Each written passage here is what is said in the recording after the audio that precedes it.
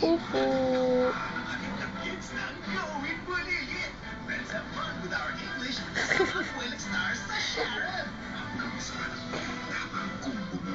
Pupo.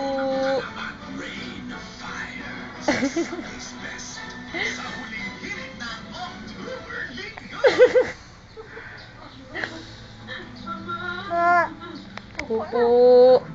Sandali ng pagpapaalam. Gusto mo nandito ako eh. Maraming kailangan ko ng karantin. Policy mo yan. Nagluha din siya. Yan ang nga bang magkakalan mo sina Maki at Gary. Tapos na? Tapos na, Pupo? Wala. Pupo. Today on Asa Po 8, Tapos na, Pupo? ipakilala ang dalawang napakagandang bagong proyekto ng ABS-CBN. Simulan natin Pupo, ano, Pupo? Tungkol sa isang anak na ligaw ang landas. Ako si Rigor, isa akong Pupo basulero pa? at napakabarumbado. Pero sa totoo, mahal ko ang nanay ko. Isang inang lubos ang pagmamahal. Si Michelle dito Ba- ay ba? isang napakabuting ina. Gagawin niya lahat Ba-bay. ang kanyang anak na si Rigor kahit siya mismo ay napapahamak na.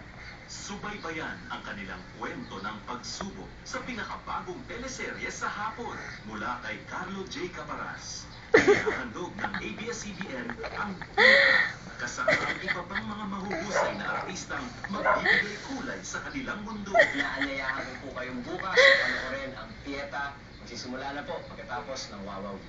Live on Asa Po 8, buhay ang pag-ibig sa theme song ng Pieta, Kapalaran. Ano yan? Suwag ang Miss Shara Ana Soto.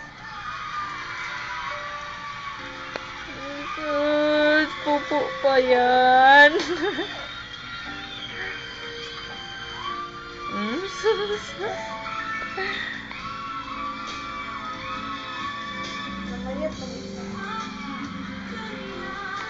Namayat sana. Nagwapa siya. Wala na?